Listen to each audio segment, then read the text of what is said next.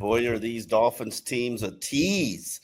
Right now, the Dolphins have South Florida's NFL team right back in the mix for the final AFC wildcard spot. Miami's 32-24 overtime victory over the New York Jets still have them in the game. The Dolphins are headed to Houston, which I would argue is the biggest matchup of the season for the Miami Dolphins. And right now joining me is Barry Jackson on the Dolphins In Depth podcast. Barry, obviously we're at the point where every game is a must win. I want to ask you this question, though. What would have been the consequences for any loss, even an overtime loss, to the New York Jets on Sunday? I think there would have been no consequences as far as playing time, as far as Chris Greer's future. He is, after all, GM for life. Mike McDaniel would have stayed. So the only consequence would have been an unhappy fan base, more booing like we saw yesterday. And I'll tell you another consequence, which has nothing to do with anything except in my life.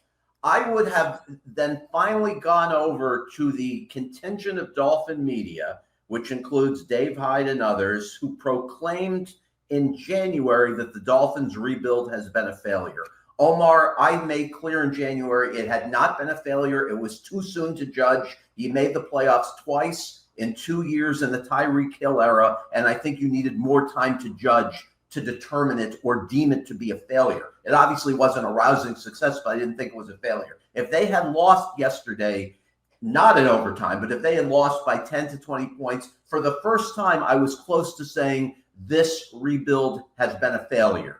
Now they stave that off for another week. And of course, the Dolphins don't care whether I say it's a failure or not. But I think had they fallen out of playoff contention realistically, not mathematically, but realistically, with a month left, then I think you'd be on the verge of saying the rebuild has been a failure. I'm still not quite ready to go there yet. But I tell you what, if they can win out and take care of business, which I don't think anyone expects, I think they'll be in the playoffs because I don't trust the Denver Broncos. If the Dolphins win out, if Denver loses twice, the Dolphins are in the playoffs.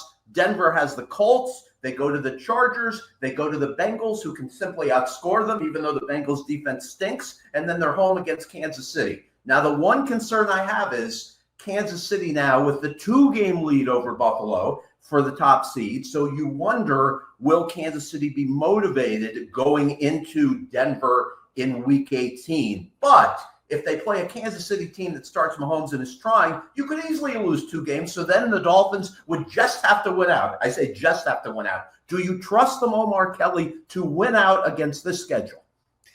I do not trust them to win out under any circumstances. Let's put that over there. However, I do disagree with you. This has been a bust of a rebuild. I'm sorry. Failure? There is no foundation. Word. I was close to it. I would have joined your side if they had lost yesterday. Now I want to give it the rest of the season. No, it doesn't matter. It's only a matter of time before the dam breaks. Tell me, what is the foundation of Miami Dolphins? The foundation of Miami Dolphins is I feel better about where they are at quarterback than at any time in the last 20 years. And I'm going to tell you why. Not only because of the elite level Tua is playing at 15 touchdowns, 1 pick since he came back, 76% completion percentage, but because he actually played well in Buffalo. He played well in Green Bay. He wasn't the reason they lost. If they could run the ball at all in short yardage, if they could build a tough physical line that can win in the trenches, they would have scored in the 20s in Green Bay. If their defense didn't stink against good teams, then they would hold good teams to the low to mid-20s, and then we'd be saying Tua can beat good teams instead of losing to good teams. So to me, I feel much better about the future with Tua, not only because he played well in Buffalo and Green Bay, but look, Omar, at the number of turnover-worthy plays for Tua this year compared to earlier in his career. They have dropped appreciably. So because of him, I'm encouraged. Now, on the flip side, I'm with you in this regard. Even though I'm more encouraged about the future with regard to Tua, I'm less encouraged about the future overall because of all the other holes that have surfaced. You don't have enough fingers for the dikes of all the holes that have surfaced with this team. Inside linebacker, you need more edge rushers. Obviously, you're going to have 2 return to health at some point. Offensive line help. You need 2 new safeties. You need 2 new defensive tackles to play with Zach Sealer. You need 2 new guards. We thank Rob Jones and Liam Eichenberg for their work. They're wonderful men. However, obviously you need more dominant play at those positions. That couldn't be any more clear after we've seen the run game be awful the last 5 weeks. So there are just so many holes to fill. That's why I'm more discouraged. At this point, do you think the Dolphins are in a better spot than what you thought Labor Day weekend, the week before the season started? Are they in a worse spot, or are they about where you think the franchise would be headed before the start of this season? I thought they were about a 10-win team before the season started. They're still on pace for that. The only thing I could say that factors into that is, you know how December games play out. Body after body after body after body. That's just the reality of football when you want to play 17 games, and there's these bodies, they're not meant for this. So do I see them losing one game the rest of the way and finishing with 9 victories? I do. I've always said there are two players, other than Tua, of course, who are holding this season up, propping it up like a kickstand. Calais Campbell is one of them. And then Calais was on a strict snap count again for the second straight game, which makes me a little bit worrisome, a little bit concerned, but he's 38. What the hell do I expect? But then on the flip side, Terron Armstead, who I thought was the pillar of the offensive line. And I know that this is probably a story that's being ignored right now just because of how dynamic the season, that the win was against the Jets. But Terron Armstead playing 5 snaps and pulling himself, trying it again, pulling himself, and basically just the fact that he just decided, hey, I'm not part of this line. I'm going to go sit behind them on the medicine equipment and coach them up as much. There is something clearly wrong, and I'm worried about that. And I don't know if we've seen the last of Terron Armstead. Yeah, I would obviously be concerned about that because he played elite this year. I will say this, even though Patrick Paul did not grade out well again or as a run blocker yesterday, he did allow only 2 quarterback pressures in more than 40 pass blocking snaps, didn't allow a sack. I found that encouraging. The last 2 times Paul got substantial playing time, he gave up a sack in each game. He didn't yesterday, so I feel a little bit better about them being able to survive Terron Armstead's absence. Obviously, you want to have Armstead, but I will say this about something you told me on the show last week. You are very curious to see what they have in Patrick Paul at left tackle, right? To see if they have someone who can replace Terron in the post-Terron era. It appears as though they're going to find out. So that's the one positive, even though there's generally nothing positive about losing Terron Armstead. No, it's a positive, but it's not a desired outcome. But this is the reason why he's here. It was always a breaking case of emergency. Now we are at the emergency. I love the fact that he's going to probably get his second start in Houston, where he played his collegiate career. That's got to be great. The excitement level that he had for how he performed and how he played, and this moment. There was a moment in the locker room where after I finished talking to him, his offensive linemen, like they razzed him. And they were like, the future's here. The future's here. Terron sitting like right there. But Terron is also supportive of him. As you know, Terron is probably, I would stack Terron up in my Mount Rushmore of Dolphins leaders that I've ever covered or been part of organization.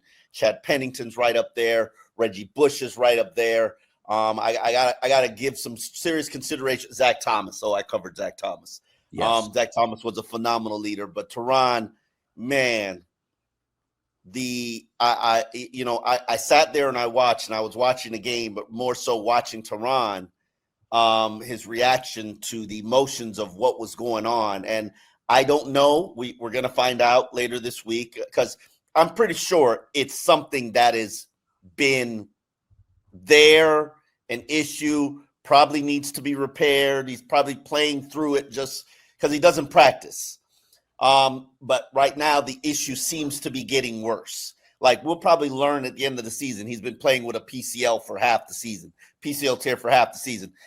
That's who he is as a player, a pillar. And for Mike McDaniel to say, hey, after the game, we wouldn't be here as a franchise where we are right now if it wasn't for Terron.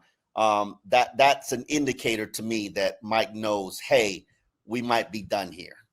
Yeah, and I think it was monumental yesterday for this reason. If Terron Omar had finished out the season healthy and continued to play this elite level where he's been consistently ranked among the top 2 or 3 tackles in football, you could have made the case to bring him back next year, take another gamble on the health. He is under contract for next year. Try to get him to take a pay cut. But if he has to miss the remainder of the season, then I think that naturally would probably trigger a dissolution of the marriage. Just because then it would probably feel like a natural time to move on to Patrick Paul, because the knee clearly isn't going to get better with age, right? Now, as far as the rest of the line goes, I want to say this. I know you have skepticism about the Pro Football Focus grades, but yesterday, in particular, the Dolphins' run blocking grades by Robert Jones and Julian Hill were horrific, according to PFF. So if you're looking to place blame on the hideous running game, that would be a place to start. Both are good guys. Always say that. But that would be a place to start if you're looking at why the running game has gone from best in the league last year per carry average to 27th in the league. How does this happen? Does Devon Achane wake up and suddenly go from the best yards per carry running back in NFL history among rookies to one of the worst backs in the league? Of course not. It's primarily a blocking issue. What to you is the problem and what needs to be done? That is fair. The statement that you made about Devon Achane going from the best in NFL history to now, what is he at? Good God. He is at. He's still around 3 yards per carry, but 3.9 yards per carry. Around 2 the last 5 weeks. Yes. As we all suspected, the guard play is not good enough. However, I will say this about Pro Football Focus grades, and you know how I feel about the grades and Pro Football Focus. They are very subjective and very heavy based on reputation. Neither one of those individuals has a good reputation. And so unlike Aaron Brewer, where it's undeniable he's playing well. I watched him because, I love the trench play. I watch the trenches. He's laying out people. He's pancaking guys. It's phenomenal. But everywhere else on your line has taken a step back, if not 2. And yes, it's an issue, but that's part of the reason why I don't like this. This rebuild has been poor. If I had to give it a grade, Barry, overall from 2019 to where we are now, 2024, which is 6 years, the grade I would give it is a D+. Yeah. And but, here's what's crazy. Here's what's crazy about it. They had in place 4 or 5 players who could have made the rebuild better that they had to let go of because their cap was in a mess, or they got big offers, or they made dumb decisions. Speaking of Wilkins, speaking of Van Ginkel, speaking of Robert Hunt, and I'm speaking of Brandon Jones too. I've always been much higher on Brandon Jones. And we're not going to do that, Barry. We're not going to have selective memory about Brandon Jones, because all of us, when he got that deal, all of us looked at it like, what? That's crazy.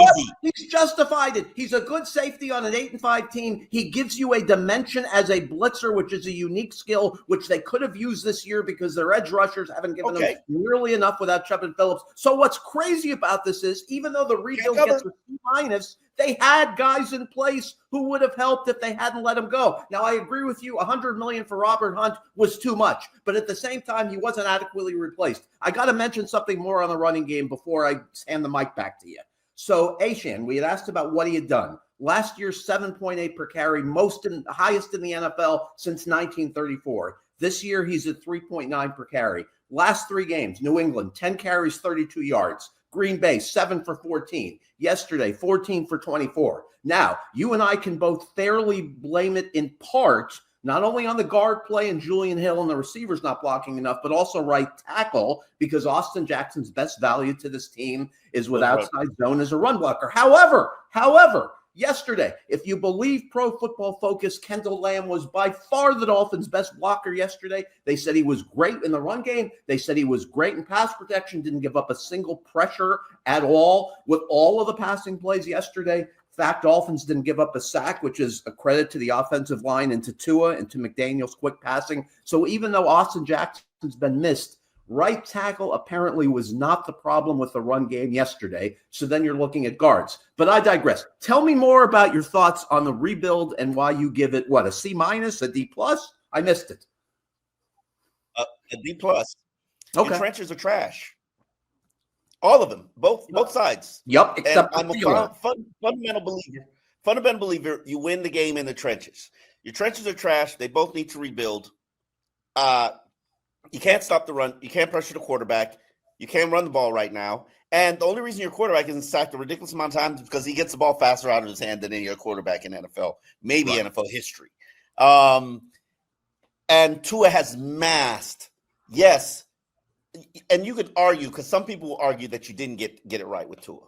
I will argue that you did, because to this day, I will still defend my selection of Tua over Justin Herbert to death. Like Jon Snow with the whole army coming at me.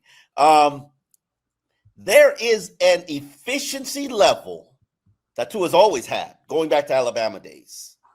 An accuracy, a precision passing that is unmatched. It's only comparable to Drew Brees in terms of what he can do. Now, is it good enough for him to carry a team on his back like some luggage? Probably not. But he has to have a better offensive line, and he has to have a better defense. Barry, the way Aaron Rodgers was carving up this Dolphins defense yesterday, the old man has still got it. Either the old man has still got it, or you suck as a defense. And they were playing to Miami's strength, which is their secondary, because there's no other reason that the Dolphins have a top 10 defense outside of the fact their secondary is pretty sewn up well together. Now, are the safeties playing well? No. Do you get pressure on the quarterbacks? No. Do you get turnovers? No. Are you stopping the run? No. So tell me why they're good. Tell me why they're top 10. Well, I guess because Ace Sealer, obviously, is one of the NFL's most underrated players. For a time, yes. Chop helped them with his improvement. He was okay yesterday. He had 3 pressures, wasn't great, wasn't awful. And because of the excellence of the secondary, of their corners until yesterday. Yesterday was their worst game by far of the year for the corners. Jalen Ramsey allowed 6 passes for 146 yards against Garrett Wilson. Omar, yesterday, Ramsey allowed 4 receptions for 97 yards. Fuller was targeted 10 times, gave up 7 catches for 60. Kohu allowed 5 completions and 5 targets for 32. So their corners, to me, had been the strength of the team up until yesterday. But yesterday they were abused by 2 very good receivers. So as far as why they've been and a quarterback who's arguably who is a first ballot Hall of Famer and is in the conversation for greatest quarterback of all time, even though I would not put. Right, but also quarterback who hadn't thrown for 300 yards in 35 straight games until yesterday. The reason why they've held it together, besides the factors that I just mentioned, and Calais has to be in that group too, is because the quality of competition hasn't been very good most of the season. When they played good offenses with Buffalo and Arizona and Green Bay and the Jets. What? Are you really going to give me the quality of competition? I hate that argument, Barry, because you asked me why the Dolphins defense still ranks top 12, and I'm telling you, because Zach Sealer, Calais Campbell are good. Jalen Ramsey and the cornerbacks have been very good until yesterday. Anthony Weaver's done generally a good job, and because the quality of the competition generally has stunk, except for Arizona when Kyler Murray had a good day, Buffalo twice, Green Bay, and the Jets yesterday because Rodgers recaptured the Falcons for a day, and they have 2 great receivers. So that's why the numbers are good. Don't tell me that. I hate when people give the caliber of competition quality. Like when they beat the Rams were one of the hottest teams in the NFL. Now the Rams have a winning record, and all of a sudden now Tua magically has a win over a team with a winning record. Like the season has its ebbs and flows. Things are subjective. The Dolphins will be a completely different team with Terron Armstead as they were without Terron Armstead. I hate when people do that and say, "Oh, this win is a good win. This win is a bad win." Like when the Colts are still in the playoff hunt. Like they beat you. Is that a quality win or is it not is that a quality loss or is it not a quality loss? Okay, so I'm not. Your question to me was specifically how is their defense statistically still top 14, even though they've looked like hot garbage the last couple of weeks? And my answer to you, it had nothing to do with two in the offense. My answer to you was because they have Sealer, because they have Calais, because their corners had played well, because Chop Robinson had a month where he was really good, and because of the quality of competition. They've played Tennessee. They've played New England twice. They played Trevor Lawrence early, who wasn't nearly as good as he wants. They played Anthony Richardson, who stunk early in the season. He's begun to improve.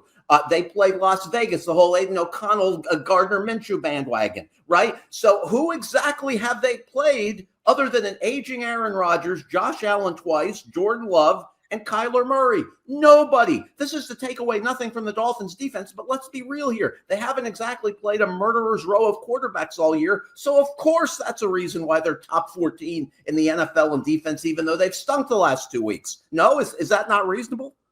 It's reasonable. I just hate when people say as you know, Barry, any team can get you on any given Sunday. They look at the Jets. That Jets team that the Dolphins played yesterday can beat anybody in the NFL. They can. It's just the season went left. They lost confidence. Probably players have quit, checked out. Who knows if Aaron Rodgers is checked out? He looked like a bad boy yesterday. I'm sorry. I can count the quarterbacks on one hand that can throw the back shoulder throws that Aaron Rodgers throws in this NFL today. Like, Tua can't throw that. Aaron Rodgers could do that all day long. I was mind blown by how good he looked yesterday. I mean, yesterday was an exception. Yesterday was an exception to how he's played this year. Remember, they didn't score their final 7 possessions against Seattle last week. He had a 73 passer rating last week. All of his stats are in the 20s among NFL quarterbacks. So as far as yesterday goes, I credit Aaron Rodgers for, again, going into the fountain of youth. He had a good game that reminds you, as I said on the podcast Friday, great players who are entering their twilight of their careers, late 30s, 40 years old, will occasionally have those moments. I told you Friday on the show, that's what I feared would happen Sunday. It happened yesterday. So I think it was a combination of Rodgers' greatness surfacing for a day very late in his career, plus Dolphins' defensive deficiencies. The corners didn't cover well enough. There were communications problems. I want to mention another name I'd be remiss not mentioning, Omar, as far as why the defense ranks top 12, top 14 in the league. Jordan Brooks, he's had a good year, made 2 big plays late in the game yesterday. So if you're looking about building blocks, if you're looking for building blocks on this defense, you throw him in with Sealer and Ramsey. What big plays did he make yesterday?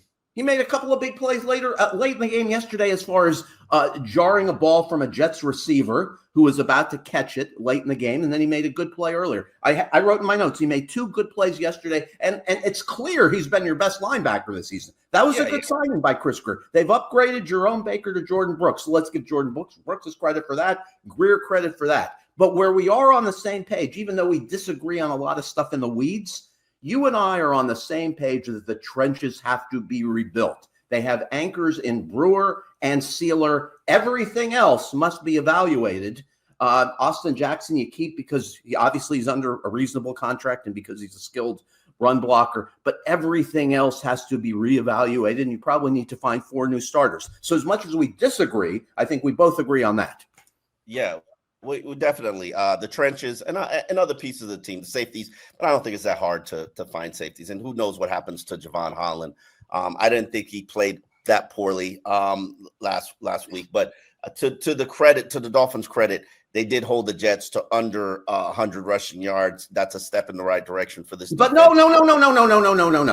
They had 2 rookie running backs, 2 anonymous obscure rookie running backs. They averaged 4 yards per carry. So to me, I wasn't impressed by the run defense. And I'll tell you this, Javon Holland was good yesterday, but he dropped a pick that you would expect a player of his caliber to make. And if you're going to go in and ask for a huge contract, we're not saying he has yet, but if you're going to, those are the types of plays you have to make. You cannot drop that interception. And I'm thinking Javon Holland will probably tell us the same thing. So again, where have been the impactful plays from the safeties? You wrote a good piece on Javon last week. Javon Holland, Jordan Poyer, 0 combined interceptions. Marcus May, cut by the Dolphins last week, walks into the Chargers, has a pick on his 4th day on the job, right? So where are the turnover creating plays by this secondary? They haven't been there. That's been very costly this season.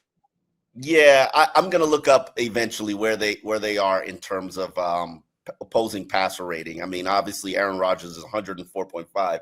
It's going to take a hit. I mean, listen, Barry, that Aaron Rodgers yesterday, woo, that was a bad boy. So I don't fault the coverage because even in the Jalen Ramsey PI, even in some of those situations, some of those passes were just put perfectly, or a quarterback evading pressure, scramble ball plays. It looked like a Hall of Famer out there. And yeah, as Mark Jackson would say on NBA broadcast before ABC and ESPN got rid of him, good defense, but better offense. It wasn't that Ramsey was in terribly awful position for some of these, but obviously Rodgers was at his best, and Garrett Wilson is a terrific player, and Adams obviously still a very good player. So you can understand that it's not all the Dolphins for why Rodgers had success. Rodgers just had his moment. That's going to happen late in the career of superstars who were still ambulatory, and it happened, unfortunately, for the Dolphins yesterday. Fortunately, they survived it because Tua was great and because Jason Sanders rescued them. Yeah. Let's talk about another issue or something else going on from that game. Jonnu Smith. And I love that storyline from this standpoint, Barry. The guy has, I believe it was one target. Let me double check that. Jonnu Smith, he has one target the entire regular portion of the game, drops the pass. Mike McDaniel talks about, hey, he walks by me and he keeps telling me this play. Don't forget about this play, which is the wide receiver screen, which is the pass that he dropped. Then they start calling it in overtime, and Jonnu Smith puts the team on his back, too, obviously, is part of this, and carries the team down the field, then scores the touchdown. He's on pace right now for the greatest season in Dolphins tight end history, Barry. History. Where would you put the season that Jonnu is having right now? Oh, I think it's been exceptional. And also, he stands as the most impressive thing that Greer and McDaniel did this offseason. We saw a smiling Steve Ross on the sideline yesterday on the CBS cameras after Tyreek Hill caught a pass. Well, if Steve Ross is ever in a bad mood and is thinking of moving on from Chris Greer, and there's no indication that he is, Chris Greer can always say, hey, look, one of our biggest needs we had this offseason was we needed a tight end who could be a safety valve when Tyreek and Waddle are covered. We need someone who can create yards after catch. And I brought him to you. Steve Ross. So how can you fire me? Look, I filled this great need. So, McDaniel and Greer both deserve credit for bringing in Jonnu Smith. He has been the perfect fit for this offense. I wasn't troubled that he only had one target yesterday before overtime because the offense was moving without him. But overtime showed his value to be able to take short passes and generate yards after catch. He's clearly top 3 among all NFL tight ends over a 6-year period in yards after catch. And then the catch to win it wasn't exactly an easy one, right? No, it was definitely a difficult catch. But he showed he is that type of weapon. He is that type of target. He definitely wants to have a Pro Bowl year. He thinks he's putting up a Pro Bowl year. I don't think they'll be slowing him down anytime soon. But I found the way the Jets covered them. Most teams have done twin safety high looks for the Dolphins, basically putting a cap on the jar, not allowing them to beat them with the big play. The offense has evolved, and I know people will sit here and say Tua's a dink and dunk quarterback. I love that, considering, first 2 years with Mike McDaniel, he's the biggest big play producing quarterback. Now he's a dink and dunk quarterback. Tua just throws to the open wide receiver. When the Jets took Jonnu away and opened up things for Waddle and Tyreek, and those guys both produced, nearly 100 yards. I believe Waddle was 1 yard short of 100 yards. And right now, this offense, I believe there are 4 targets that have more than 54 receptions with 4 games to play, which is, to me, is quite impressive. They're more than likely finish with 4 targets with 60 receptions plus for the season. That is so much diversity in terms of your offense. And we're getting to the point now where teams are realizing Tua is going to take whatever you give him, and he's going to take it very efficiently. You're not going to be able to put pressure on him. He's taking care of the ball. I think the only time he really turns the ball over is when he's hit and the ball comes out. Did you like the slide yesterday, Barry? He didn't even go for the first down. I did like the slide, and I also liked last week, Omar, that he finally acknowledged I have to watch for my health. I cannot let this team down by doing what I did in week 2 and taking an unnecessary risk. He's never been more aware of that, and he's never publicly acknowledged that issue more than he did last week. But I got a couple Tua nuggets for our audience. Oh, give him some nuggets, Barry. 184 consecutive passes without an interception. That's 9 away from his career mark. How about this? Has gone 7 consecutive games. Hold on, you broke up a little bit. That's 9 away from what? It's 9 away from his personal career mark. Now, as far as NFL history goes, Tua has completed 7. He's gone 7 consecutive games with a completion percentage of 70 or better. 3rd longest streak in NFL history. 1 behind Joe Montana and Drew Brees for the record. They did it 8 games in a row. Guess who's the first quarterback in Dolphins history to have 3 straight games of 300 yards passing, at least 2 touchdown passes, and no interceptions? That would be Tua. That's something Marino never did. And no, we're not saying Tua's as good as Marino.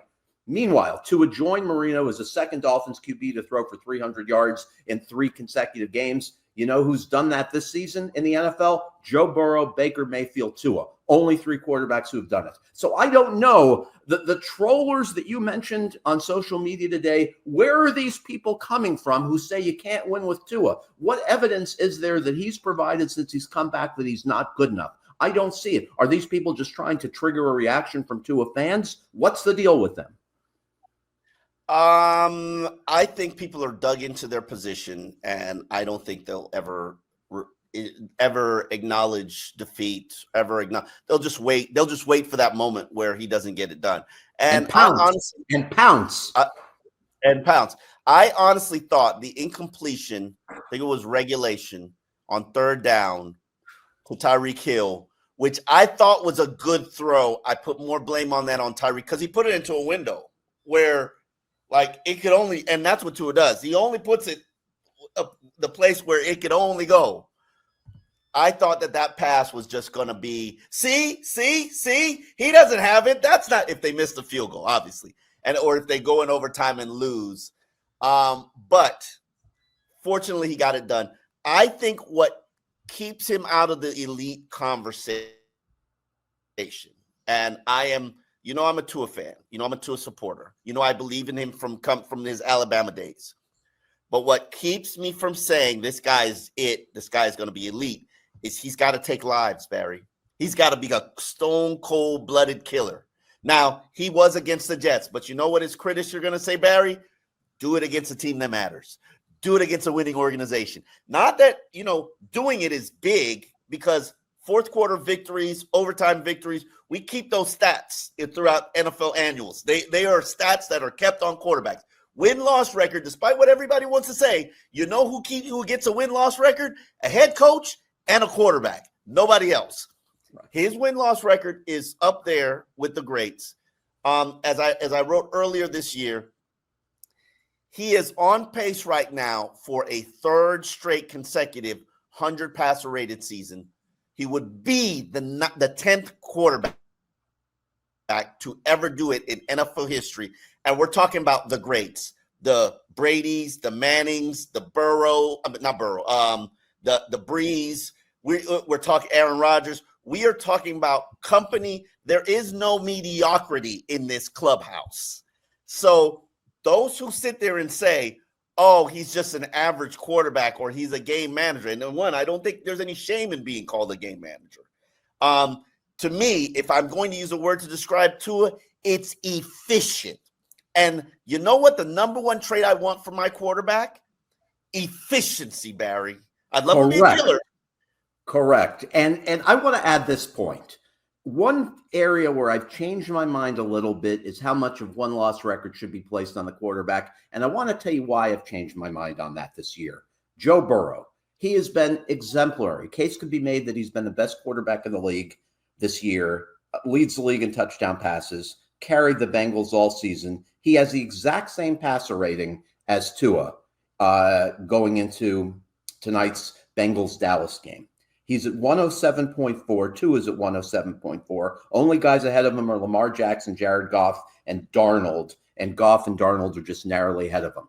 The Bengals are 4-8 entering this Monday night game tonight. No one can reasonably say that Joe Burrow is to blame for the 4-8 record. So the Bengals' record this year, despite the excellence of Burrow and Jamar Chase, has really resonated with me, where I say all the people who say Tua can't win a tough game against a tough opponent and cite Buffalo and Green Bay, I got news for you. Don't cite those two games. If you want to cite games, you can cite the Kansas City playoff game where the offense was inept in sub-zero weather. You can say you didn't do enough in the Philadelphia Sunday night game last year. You can say you didn't do enough in Baltimore last year, even though the defense gave up 56 points. They had no chance at all. You can say you didn't do enough week 18 against Buffalo last year. But don't tell me that you blame the loss in Buffalo and Green Bay on him, because he did enough those nights. If he had a better running game, if the defense had been able to stop a cold or anything, then he would have won those games. Arizona too. So that's why I put less merit in one-loss record for quarterbacks than I did a couple of years ago. As the saying goes, I've evolved in that area. Okay. I don't know if I'm mature enough to evolve yet. But passer rating, win-loss record, those are my paramounts for evaluating quarterbacks. We will see how Tua performs as the season winds up. Obviously, the biggest matchup of the week, of the year, in my mind, Houston. I've always had that game circled. On the road, this young C.J. Stroud, obviously he's not playing to the level that he was playing in his rookie season. He's having a little bit of sophomore slump, but that's a good defense, good running game, good quarterback on the road. You need to have it to keep your playoff hopes alive. We'll see how the Dolphins perform. We will be back, Dolphins In Depth, on Wednesday, where we give you the rundown of everybody who worked and what the prognosis is for them, and then we'll be back again Friday again. On that note, me and Barry, we are out.